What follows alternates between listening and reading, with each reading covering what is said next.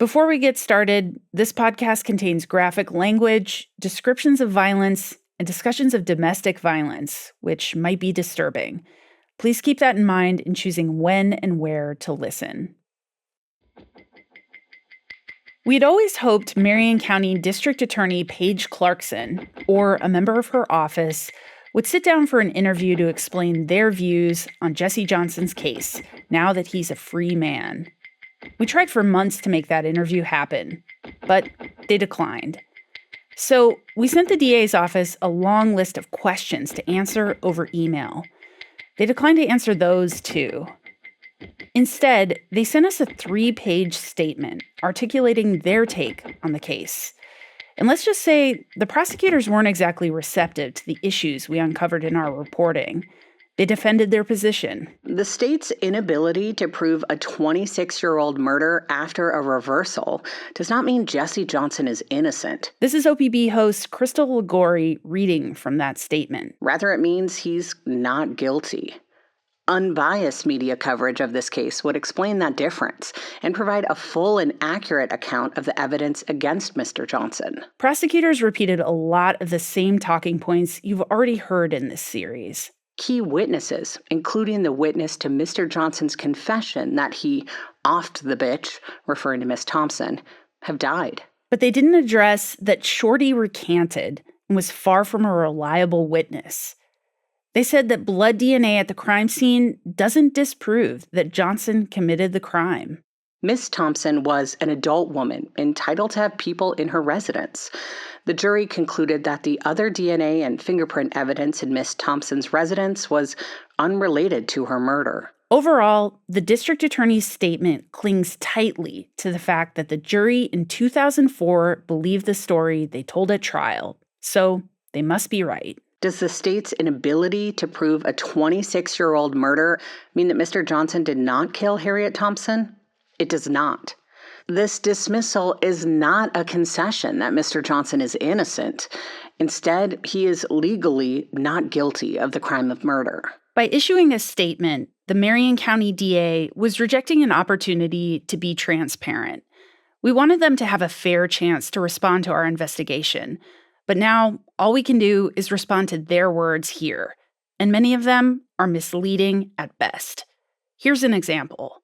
At no time was the Marion County District Attorney's Office presented with evidence that investigators held a racial bias against Mr. Johnson or Miss Thompson, who was also Black. Prosecutors may or may not have had evidence of racial bias when Johnson was convicted, but they have such evidence now. You heard us read the email prosecutors sent to Johnson's defense attorneys when they dropped the charges. They said a Salem detective in 2023 warned them about an accusation of racial prejudice in Quakenbush's past. And, well, you heard him yourself in the last episode. And so I detained him, and he goes off on this rant about how all the need to kill all the white people, and I wish all the white people were on an island where we could kill all, and niggers got to kill white people, and just went on this huge rant about that. And so I responded back to him with his same language, and 2 officers walked up, but because I said the word nigger, and that's all they ever heard, so then they reported me. So maybe the DA's office didn't have evidence at the time of the trial that any Salem police officers had said something specifically racist about Johnson. But it doesn't take a law degree to recognize the bias going on. Still, maybe the least credible point in this entire statement from prosecutors is this. To date, no other suspect has been identified by any witnesses, nor by any connection to physical evidence. With all due respect, to believe that, you'd have to want to believe there were never any other viable suspects. Because there were 2 sets of footprints and blood at the scene. There was the untested blood in spot 15. There was the semen. There were 2 eyewitness accounts of a white guy running from Harriet Thompson's house. And there were more than a few claims that the police and forensic scientists deliberately focused on Johnson. So prosecutors may claim there were no other credible suspects who could cast reasonable doubt on Johnson's conviction. But there were. In fact, there were at least 3. From Oregon Public Broadcasting, this is Hush. I'm Leah Satilli. This is Episode 8, A History of Violence.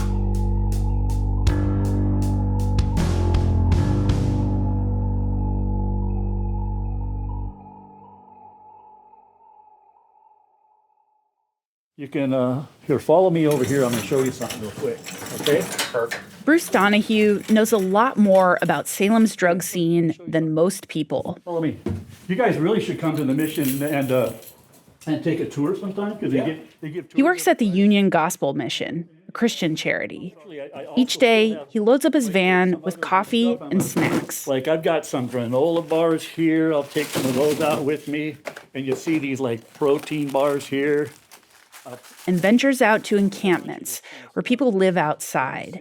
He offers food and Bibles to anyone who wants them. I was actually out at one of the camps out there on the Mission Street overpass yesterday. There's about a dozen people living right there. And a friend of mine that I've known for about 29 years, 30 years probably, he died out there about 6 months ago, right there underneath that overpass. Donahue does this outreach work now because he was once addicted too. He and I used to hang out in some of the same dope houses and run the same streets and stuff, and he just never quit. Part of the reason we came here was because of who Donahue hung out with back in 1998. There is kind of an underculture of drug dealers, liars, robbers, and thieves and stuff, and if you're not acquainted or into that, you might miss it. Maybe I'm going to give you this, because if you give you some perspective on myself. He showed us his old mugshot. His face is unshaven, chin tilted up, a little defiant. Strangely, I do believe that was my 43rd mugshot in this county. That's a familiar look right there. So that was my last mugshot. For some reason, on this trip in the backseat of the police car wearing handcuffs, they took that picture that very day. I found myself like talking to God, and I was like, God, I'm done. And it's like the most meaningful conversation I ever had in my life. Donahue shows that mugshot to anyone who'll look at it. He said it proves that anyone can turn their life around. Back then, people called him Bandana Bruce. He'd steal from anyone.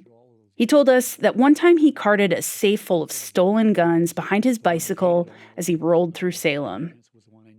Now he's handing out coffee and has an office across the street from police headquarters.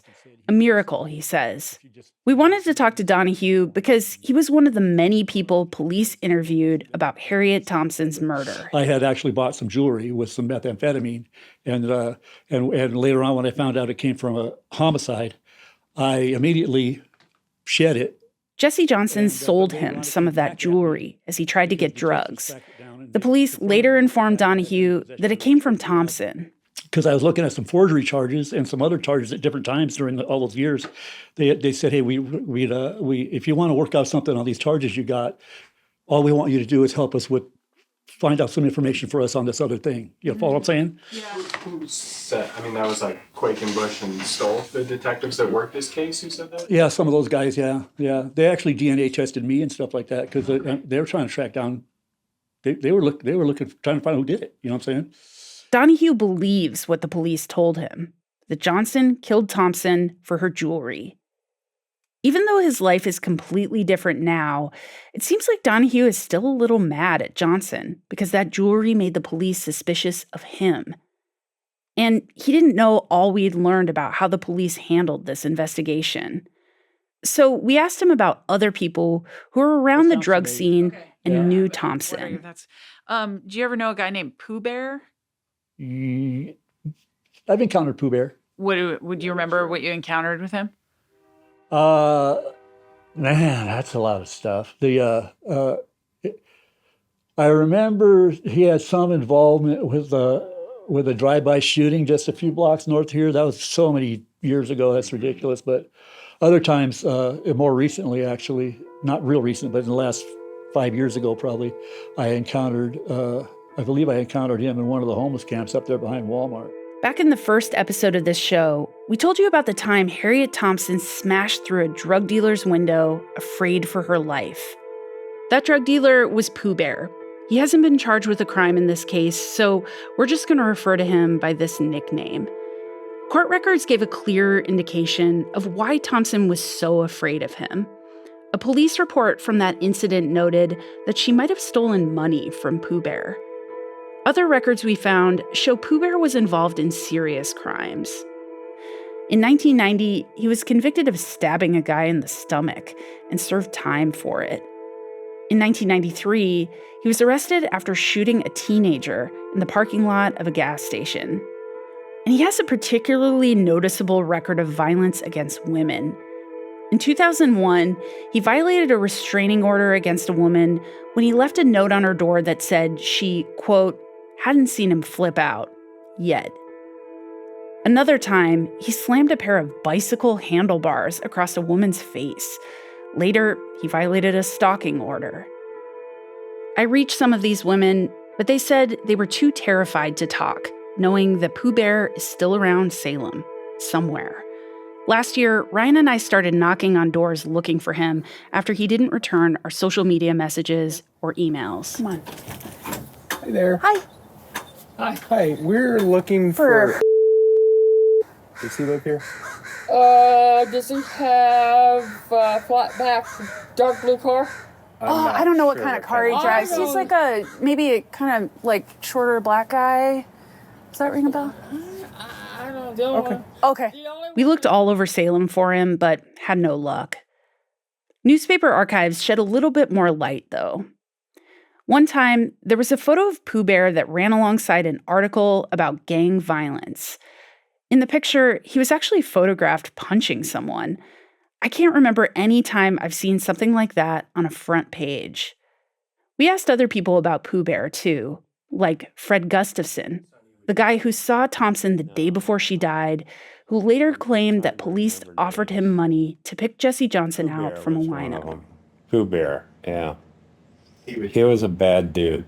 Pooh Bear was a bad dude. What do you mean? He'd kill you. Not a problem at all taking you out. Gustafson said one reason he didn't want to rehash that time in his life was because he was still afraid of Pooh Bear. Salem police took interest in Pooh Bear briefly in 1998. About a week after Thompson was murdered, Detective Craig Stolk raided Pooh Bear's place and hauled him and a man named Victor Valenzuela into the station for interviews. Valenzuela is dead, so we're using his real name. There are no recordings of those interviews. I know, you're so shocked. Stolk did take a photograph of Valenzuela's hand because he noticed he had a big straight cut right across his middle and ring fingers. That photo is in the police files. It's a shot of his hand with the big cut. But if you look closer, on the table in the background of the photo, very clearly, you can see a mugshot of Jesse Johnson.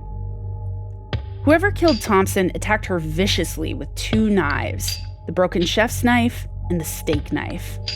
The doctor who performed her autopsy said she had defensive wounds on her body from fighting back. So, was the cut on Valenzuela's hand an indication he was involved? The story Pooh Bear and Valenzuela separately gave Stolk was that they'd been moving furniture, and Valenzuela sliced his hand in the process. But since those interviews with Valenzuela and Pooh Bear weren't recorded, we don't know why Stolk was also showing them Johnson's mugshot. It seemed like even when the police were looking at other people in this case, things always led back to Johnson. Both Valenzuela and Pooh Bear were DNA tested, and neither was a match for DNA found at the crime scene. Both denied any involvement in the murder. Pooh Bear had a violent criminal history, much more so than Jesse Johnson. And Pooh Bear and Thompson had a tense relationship. She was afraid of him, so much so that she jumped out a window to get away from him. But then, when she relapsed, not long before her death, she was around him again. Neither Pooh Bear or Valenzuela's DNA was found at the scene. But there's one person we know for sure whose DNA was at the crime scene. The person whose DNA was found inside the murder victim.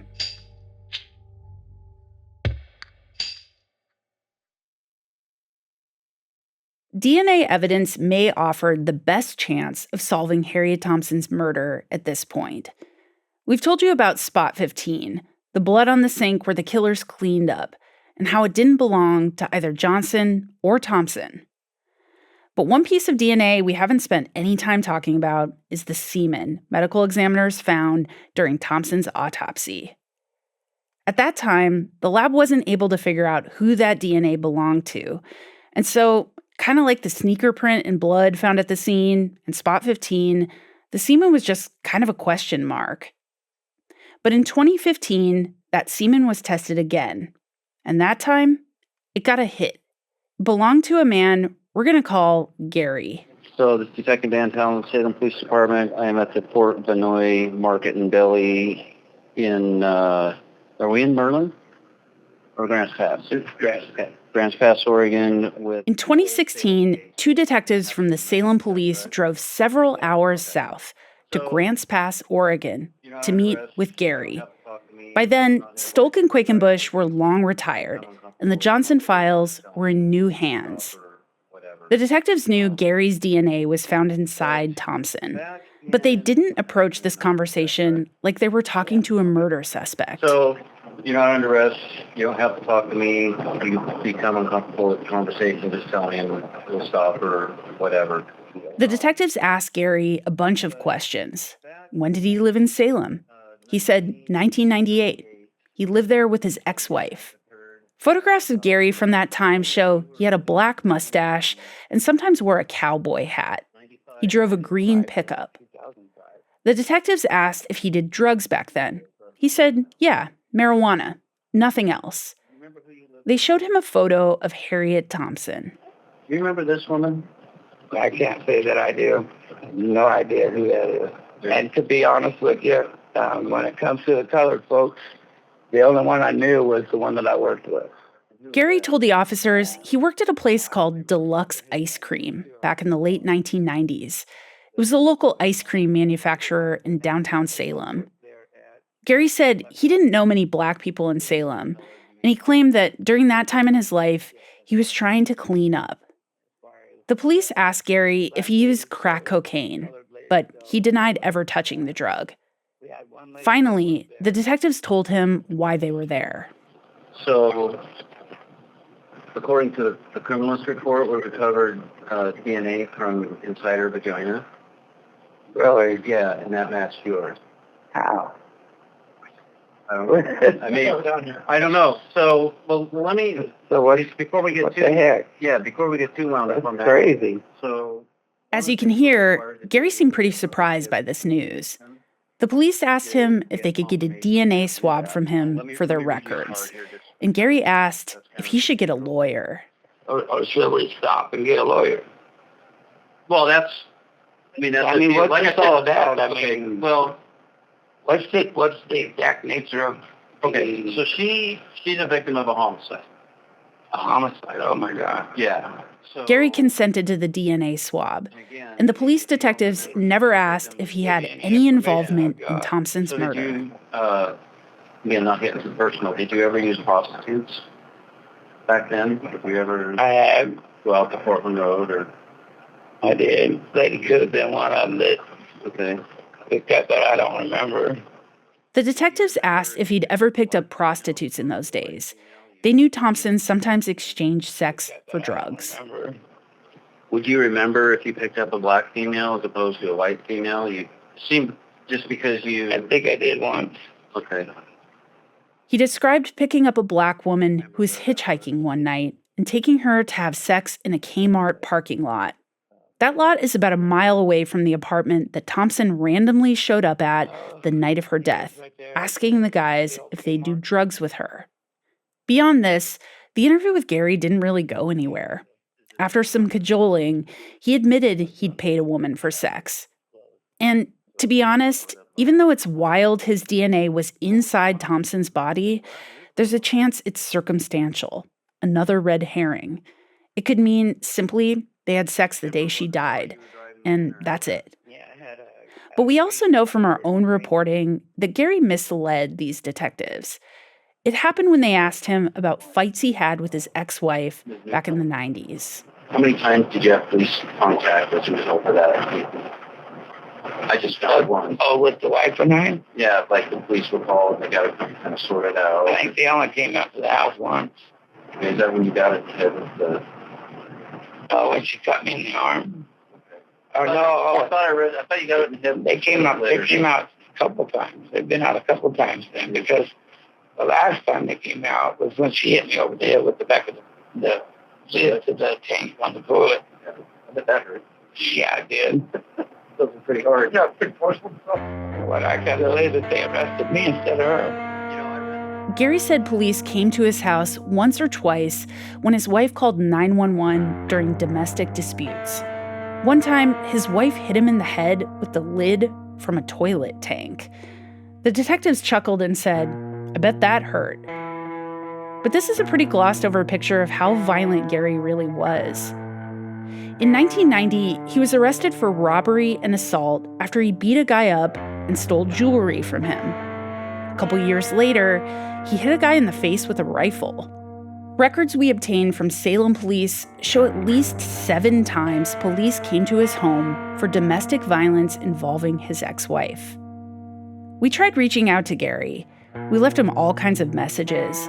We even mailed him a letter and had several relatives let him know we wanted to talk, but he never replied.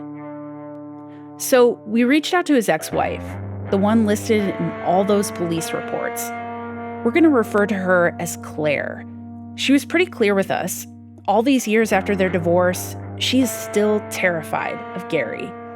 At her house, with all her pet birds and dogs around her, she told us that they met around 1996 at an Alcoholics Anonymous campout. I'd seen him before, but never met him. And he goes, "If you want, I'll ride home with you." Very helpful, very nice. And, thought he was a great guy. And then we got married.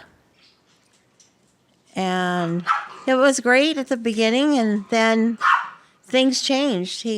Once the red flags started coming, they kept coming. At first, Gary seemed so sweet and kind, but then he showed another side of his personality. A lot of abuse. He would, hit me, yell at me, threaten to kill me. I'm gonna kill you, and nobody's gonna care. You're gonna be dead, and I'm gonna kill your children, and bitch, just shut your fucking face. And it was awful. I was scared. But Claire stayed.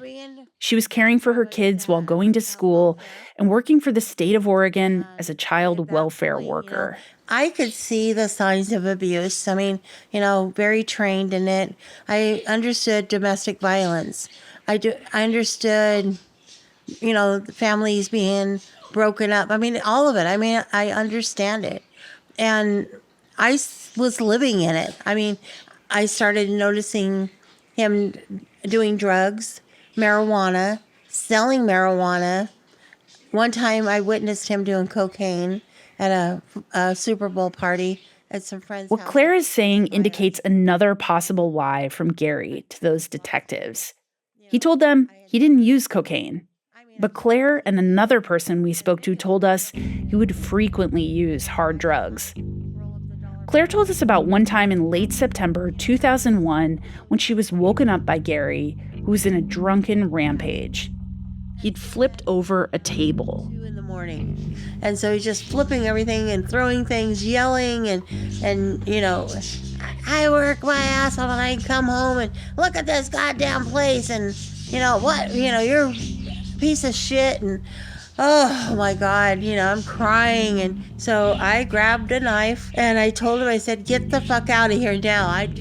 As the fight continued, Claire said she dropped the knife, ran into her bedroom, opened the window, jumped out, and sprinted to her car. All the while, she said Gary was chasing her. She was afraid for her life. I get into the car, lock it, and he jumps on the hood of my car, and I have the phone in my hand, and I said, "I'm calling 911. When the police arrived, they found Gary out in the tool shed. The officers told me it, that when they went into the shed, he was breaking the knives. He was breaking knives. The police report from Claire and Gary's fight confirms an officer did find him breaking knives, which is a pretty weird thing to do. And remember, at the murder scene, the police found a broken knife that someone had stepped on and snapped. But that didn't come up when Salem police went to interview Gary in 2016. I mean, it was a total softball interview. Here's Lynn Morgan, Jesse Johnson's attorney. It was like, you didn't kill her, did you? No, I did not. I mean, it would be laughable if it wasn't so serious. Despite all of this, the semen, the history of violence, Lynn said she isn't certain Gary is the person who killed Thompson. Did he abuse his ex-wife? Reports show that, yeah, he did. But Thompson's murder was on a whole other level of violence. It's a very, very specific kind of murder. You know, it's basically a torture murder. And you don't see those very often. It's pretty unusual. And it's a very specific kind of person that kills women that way. There was one other person we could tell had caught the eye of the police from looking at their files. Someone who was hanging around Jesse Johnson in 1998. Someone who had his own history of extreme violence.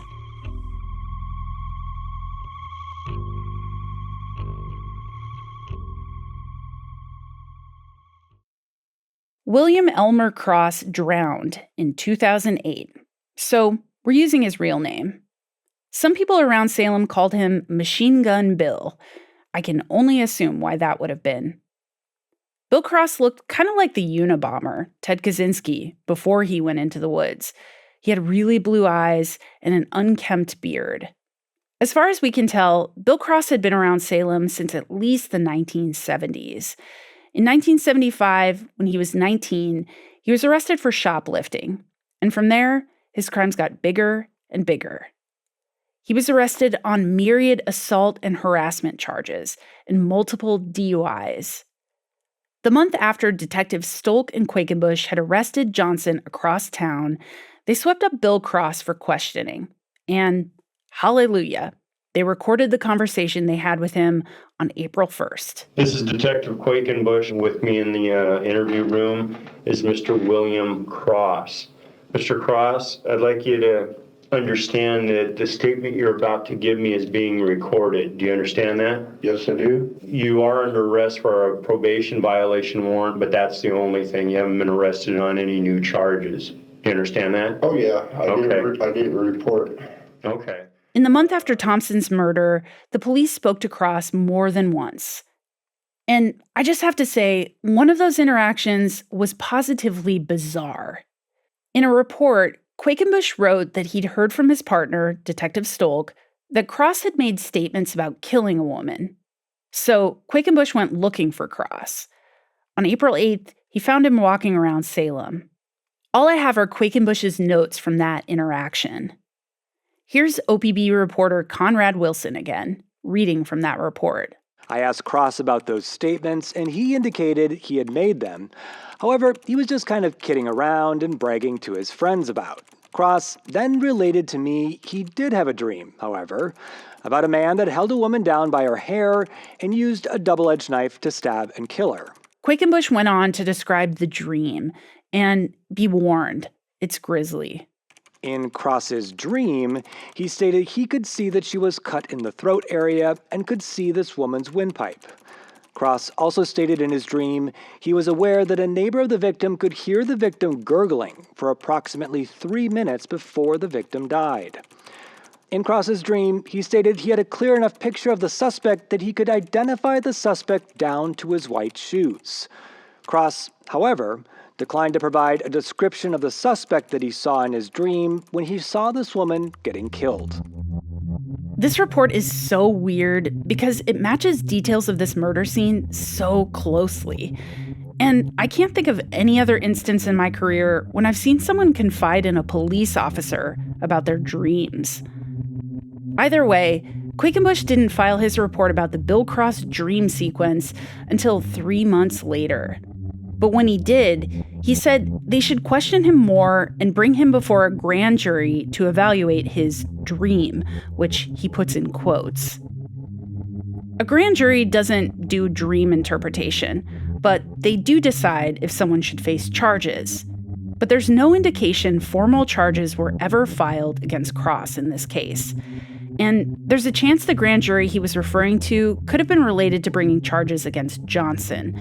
It's unclear. Back in the interview room, with the tape running, Quakenbush asked Cross nothing about the dream. But he did ask all about, you guessed it, Jesse Johnson. As a result of living here in Salem, have you had an association or met a black man by the name of Jesse Johnson? Yes. About how long ago do you think you met him? It'd be before November. It was last summer. We was under the bridge all summer. Cross and Johnson had been homeless and slept under the same bridge back in 1997. And Johnson confirmed for us that they did know each other. Quakenbush asked Cross a lot of questions about jewelry Johnson might have had. He talked about some silver rings, some earrings. At any time since you've known Jesse, did he ever tell you about having any involvement in killing anyone? No. Did he ever tell you that any jewelry or property that he had that he was trying to get rid of came from a dead person? No. Okay. Maybe not that he's telling you, oh, I killed somebody, but just that, hey, this came from a dead person? No. Nothing like that? No. Did he ever tell you that he knew a black lady by the name of Sunny? No, but I knew Sonny. I just didn't know Jesse knew Sonny. Does Jesse know Sunny? I know he knows her now because Big Mama told me. Were you any part of killing this woman, Sunny? Oh, no. No? And do you know, has anyone told you anything about who killed her? No. Okay, so what you're telling me is that you have no idea who killed her? Nobody. 9 months later, in December 1998, the detectives went looking for Cross again, but they couldn't find him. Eventually, he turned up in Key West, Florida, just about as far as you could be from Salem. Florida police arrested him for drunkenly driving a boat. The Salem police had the cops in Key West swab Cross's cheek for DNA and send it back to be analyzed. But it didn't match to DNA found at the murder scene. 2 years later, in the year 2000, Stolk and Quakenbush were still conducting interviews about Cross. They spoke to a woman Cross had choked while screaming, "Die, bitch, die." They also talked to a guy named Robert Naylor, who was around the drug scene then. Naylor told his parole officer Cross may have been involved in killing a black woman. About 7 months into reporting this story, it felt like Ryan and I had knocked on just about every door in Salem. And one day, we were out looking for Robert Naylor. Let's go see Robert Naylor.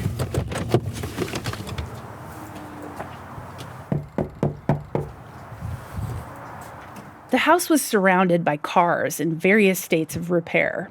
There were boxes on the porch filled with empty bottles, a seat pulled from a van.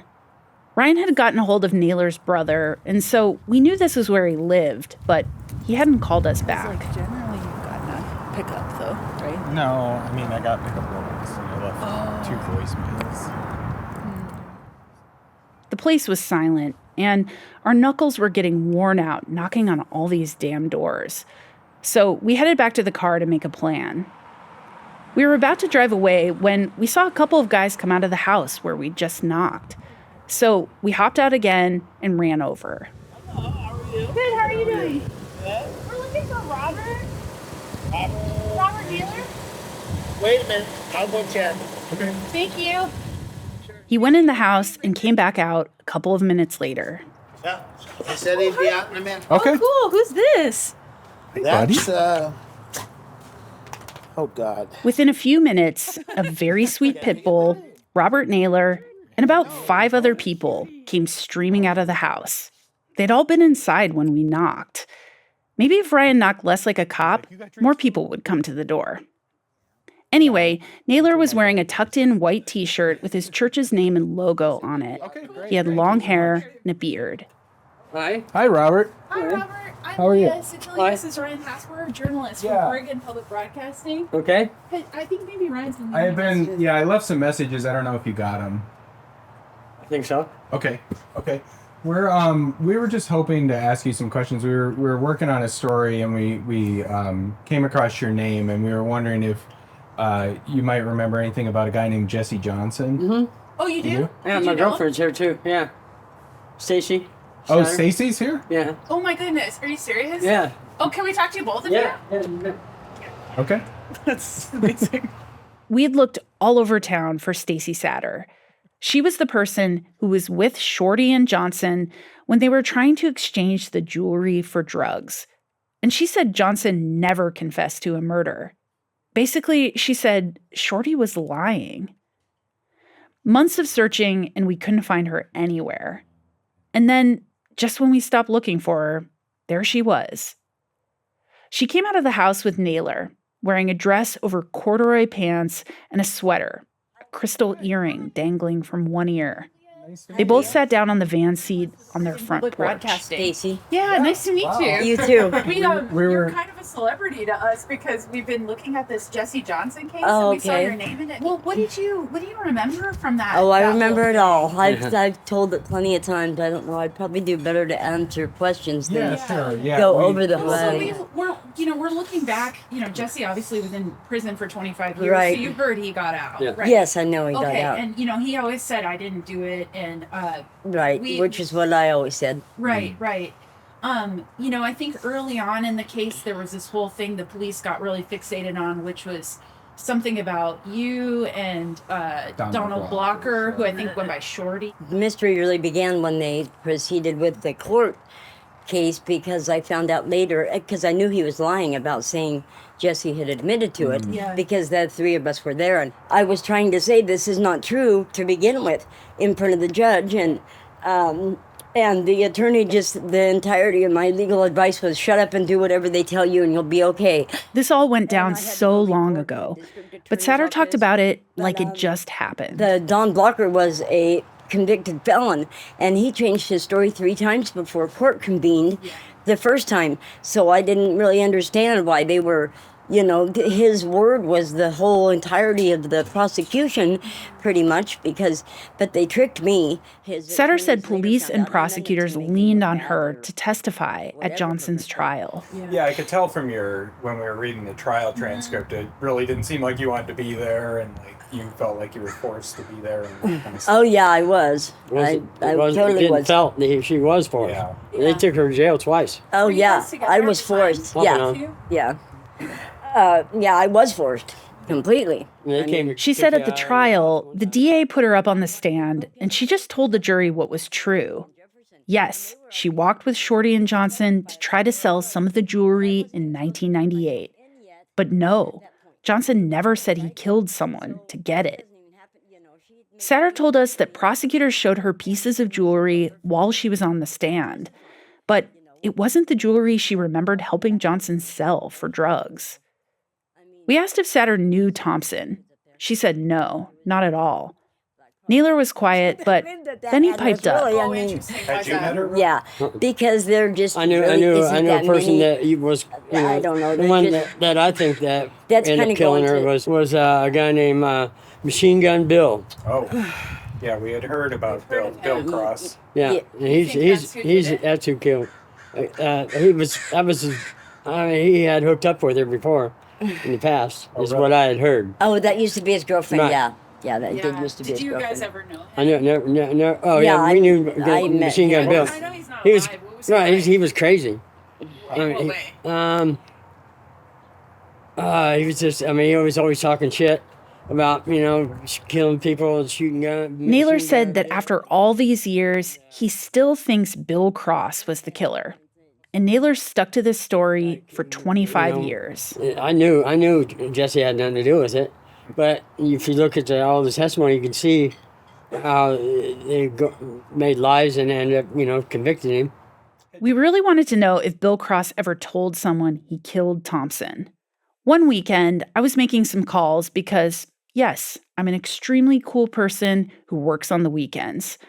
I got in touch with a woman who dated Cross, and when I told her what we were working on, she said we should come out to her place.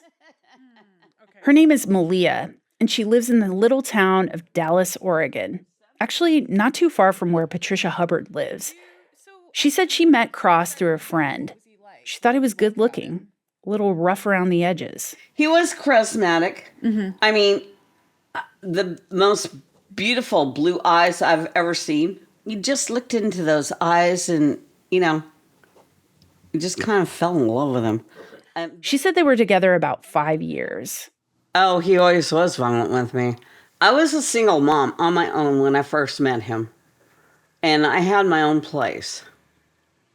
And it's like, no, come on, let's go to California. At one point, Bill, Malia, and their baby daughter moved south. I had no idea what to expect. And I thought, okay, we're going to have some furniture. We're going to have a nice house and home. But no, there was nothing but gun shooting and stuff like that. It was a scary situation. I mean, we had no furniture. I mean, we were just sitting on bare floors and stuff like that with a mattress. She told Cross she didn't feel safe. And she mentioned she was thinking of going back up to Oregon. Yeah, he came home and he was high. I mean, it was scary because he put a gun to my head and stuff like that and said, "You're never taking my daughter away from me." Oh my God. Malia said she was terrified for her life and for her daughters. But then she said Cross kind of snapped out of it. They came back to Oregon. He would be really kind, then super violent and cruel. Anything could make him fly off the handle. And then, suddenly, he'd disappear for a while. They were together for several more years until Malia finally moved out. Sometime around 2000, she got word that Cross was in the Marion County Jail. And when it came time for him to get out, he called her to pick him up. I picked him up and I said, "What'd you do? What happened?" I go, "Did you kill somebody?" He didn't say yes and he didn't say no, but he said, "I will be protected from whatever he did." So I don't know. Okay. Did you think it was possible that Bill was involved? Yeah. But did he do it? I don't know. Malia had spoken to people involved in the Johnson case before, but it had been years. And we were clear with her that we didn't know if Bill Cross was actually involved. Only the Salem police had taken a look at him.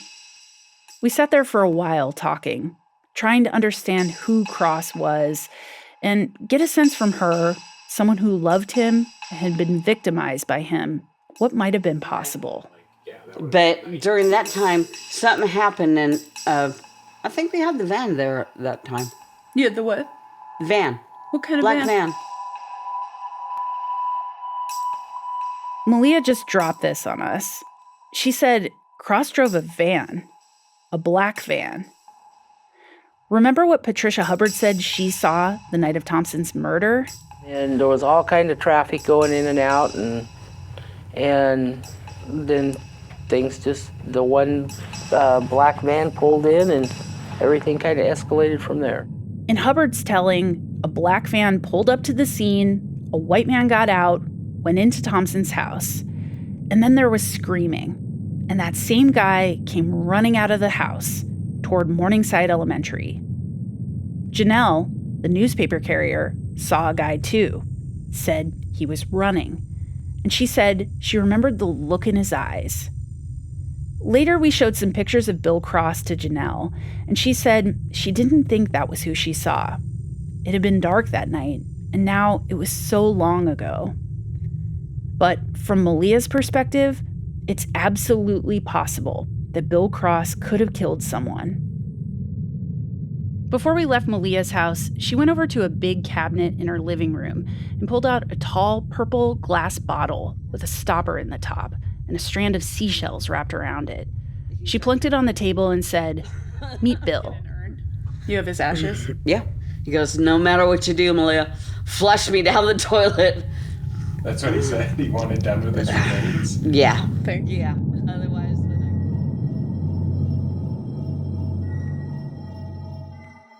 These three guys, Pooh Bear, Gary, and Bill Cross, we can't say for certain any of them were involved in Harriet Thompson's death, but each of them presents details that raise questions. The black van, the broken knives, their combined history of violence against women. When we spoke to Janice Purakal from the Forensic Justice Project, she said DNA testing may be the best way to find Thompson's killer after all these years. The process has gotten way better since 1998. As DNA advanced and they did the more advanced testing, they compared it to Jesse. Okay. They didn't go back and exclude some of these other folks. As DNA methods advance, you get more and more information, and then we find out how we were doing things wrong in the past. So I never closed the door entirely. So even though all of the people we've mentioned in this episode, and lots of other people, were tested back in the early days of this case, Purakal said she wouldn't necessarily exclude them as potential suspects today. DNA testing has improved since 1998. And while you still can't test cremains, like Bill Cross's ashes, his relatives and children could be tested if they were willing. We know about how violent these men were in part because Claire and Malia survived to tell us. But there's still a lot we don't know, like what Harriet Thompson was going through, or who else was around who might have been violent, or if these three men posed the most risk. The violent man she was afraid of, like Pooh Bear. The violent man she took a risk on and slept with to feed her addiction, like Gary. Or the violent guy she dated who bragged about killing women, like Bill Cross. What we do know is that police talked to all three of these men quietly. Even as the Marion County District Attorney said, we have only ever had one suspect, Jesse Johnson. Here's the problem with trying to figure out today who killed Thompson. It's been 26 years. Even if we sat in front of her killer now, would we actually know it? If Johnson didn't do it, whoever did has successfully kept this secret for decades. The killer could be one of these people we discussed in this episode, or none of them. We just can't know. And without new evidence like DNA testing, the truth may stay hidden away. Because despite what the Marion County DA said in their statement, justice isn't lost after decades. It's lost at the beginning. It's lost in an investigation when bias or mistakes or plain laziness puts detectives and prosecutors on the wrong path. Johnny Lake, the educator and writer who talked to us about the police killing of Salvador Hernandez, said he's seen Salem police go down that path so many times. My first day in Salem, I got pulled over. I had an afro. It was the biggest afro you'd ever see. And they pulled me over and asked me to get out of the car. I'm 68 years old yesterday. I came to Oregon when I was 19. Is anything any different for a black person like me driving up and down the street in the community where I've lived my whole life? I still get pulled over by police. When Detective Mike Quakenbush told us he didn't talk to Janelle, the newspaper carrier, because looking through photos of white men would have taken too long, but a black person was easier to hone in on, it's symptomatic of the bigger problems in Oregon's criminal justice system. Who gets believed and who doesn't? Who gets treated as a suspect and who doesn't? That's not history, or a case in the 90s we should all forget because it's over now. That's Oregon. This is a white community. Oregon is a white state, and it's not skin color white. It's attitude white. White people have to be innocent. At the end of the day, white people have to be innocent, no matter what has happened. Lake said police, prosecutors, and many people in Salem don't want to reckon with racial injustice. It's easier to pretend these issues don't exist, to say only Jesse Johnson could have killed Harriet Thompson. Because it's a confluence of politics, a confluence of business, a confluence of history, everything. I think Salem is a confluence of combination of some of the worst issues. And a community of people of color who I think have been oppressed so long that they have gotten used to it. In their statement, the district attorney's office said they dropped the case against Johnson because they couldn't prove his guilt anymore beyond a reasonable doubt. Time had degraded the evidence. But there's more doubt now, after decades, because it's easier to see the truth of the case if you want to. These other potential suspects have only come out over time, and that's where the doubt is coming from. In their statement, the DA's office also offered its condolences to Thompson's family. Our hearts go out to Miss Thompson's parents, her 5 children, as well as the extended family she never had the chance to meet. The family simply wants this tortured ordeal to end. According to Paige Clarkson, Marion County District Attorney, quote, failing to secure ultimate justice for Miss Thompson's family will forever be a disappointment to me. We can't help but ask, who has the power to make the ordeal end? The DA and the police could push for DNA testing that's never been developed. They could seriously question living suspects instead of leaning on the questionable, off-the-bitch story as their best evidence. But that would take work, and it would take a willingness to admit something went wrong in this case, and that, for years, one man sat in a cell waiting to be killed by the state of Oregon. Next time, on the final episode of this season of Hush, we talk to people who say the time has come for Oregonians themselves to face the role they played in trying so hard to kill Jesse Johnson. Who our society believes deserves death for a wrong committed, simply transitioned from lynching to the death penalty. Too many people lean forward and listen to me and go, what's it like to kill somebody?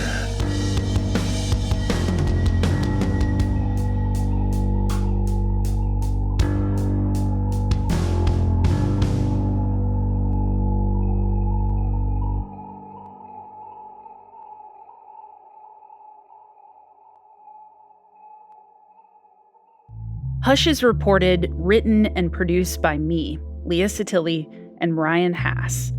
Music by Joe Preston, with contributions from Ryan Hass. Anna Griffin is our editor. Stephen Cray mixed this episode, and Nalene Silva was our audio engineer. Our show art is by Dana Ryerson. Additional art and marketing guidance from Van Cooley, Jennifer McCormick, and Christina Wentzgraff. Tony Schick fact-checked this episode.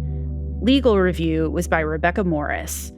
We had public records assistance from John Bile, Bella Sogard, and Nora Broker. Thanks to Sage Van Wing, Jen Chavez, Conrad Wilson, and Emily Curitin-Cook for helping shape this series. Michelle Oko, a law professor at Lewis and Clark Law School, provided consultation on this show. Thanks to all the members who make podcasts at OPB possible. If you'd like to go deeper on this episode, check out the documents we've put online at opb.org/hush. You can also email us with tips for future reporting at hush@opb.org. And if you're enjoying this podcast, please subscribe and leave us a review on your favorite podcast app. Or just tell a friend. It helps the show grow and is a great way to support our work.